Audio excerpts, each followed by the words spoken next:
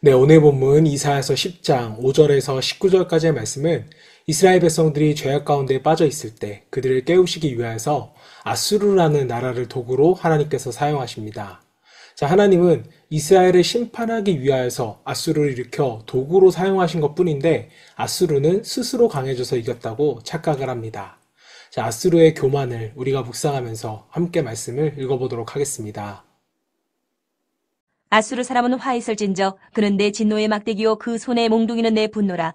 내가 그를 보내어 경건하지 아니한 나라를 치게 하며 내가 그에게 명령하여 나를 노하게 한 백성을 쳐서 탈취하며 노략하게 하며 또 그들을 길거리에 진흙같이 짓밟게 하려 하거니와 그의 뜻은 이같지 아니하며 그의 마음의 생각도 이같지 아니하고 다만 그의 마음은 허다한 나라를 파괴하며 멸절하려 하는도다.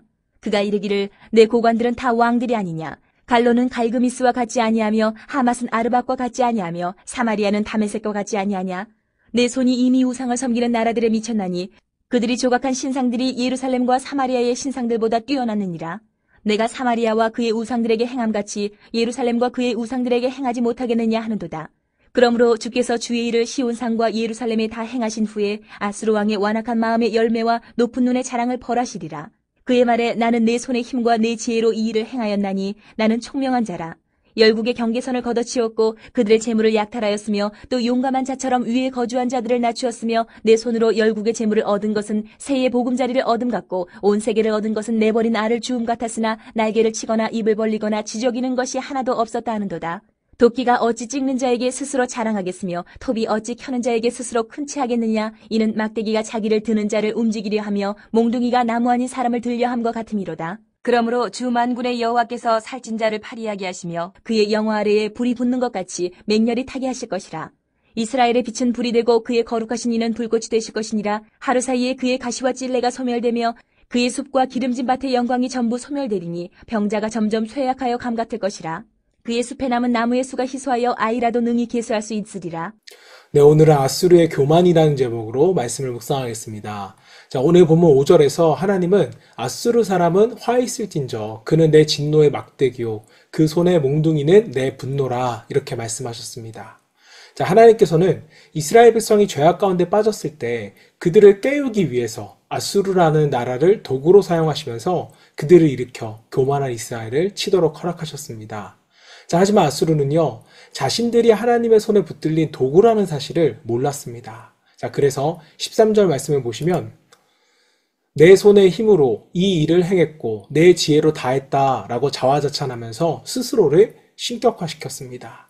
자, 아수르는 그들의 힘이 아니라 하나님의 허락이었음을 잊어버린 것입니다.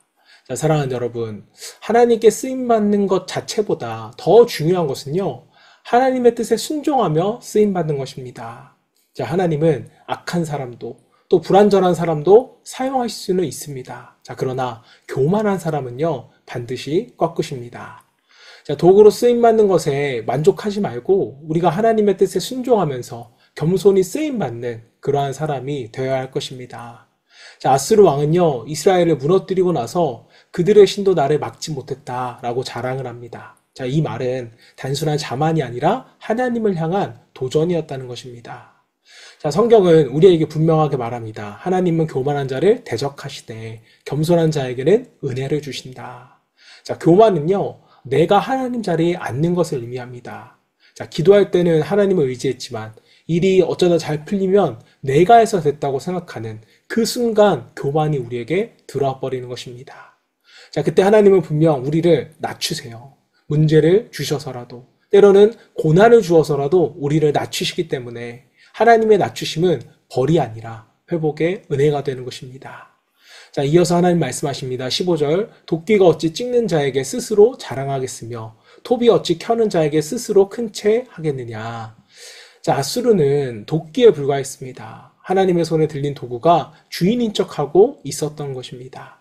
자, 결국 하나님은요, 그들의 교만을 심판하십니다. 16절, 그러므로 주 만군의 여호와께서 살진 자를 파리하게 하시며 그의 영화 아래에 불이 붙는 것 같이 맹렬히 타게 하실 것이라. 자, 이 말씀은요, 오늘 우리에게도 주어지는 경고입니다. 세상 권력도 사람의 성공도 모두 하나님의 주권 아래 있습니다. 자, 때문에 우리가 이룬 모든 것은요, 하나님의 은혜인 것입니다. 자, 그러므로 성도가 자랑할 것은 오직 하나님뿐이십니다. 자, 사랑하는 성도 여러분, 하나님은 앗수르의 교만을 꺾으시고 겸손한 자를 세우십니다. 오늘 우리가 맡은 자리, 또 가진 능력, 누리는 은혜는요, 모두 하나님께서 주신 것입니다.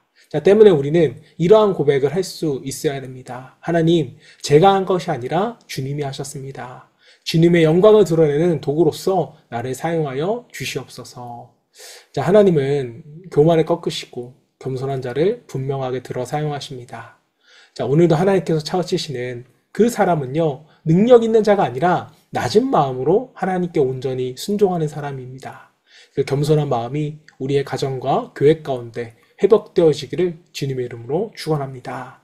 자, 이 시간에 함께 기도하실 때 우리의 모든 성취가 주님의 은혜임을 잊지 않게 하시고 또 하나님께 쓰임받되 교만하지 않고 겸손히 순종하는 사람이 되기를 소망하며 함께 기도하겠습니다.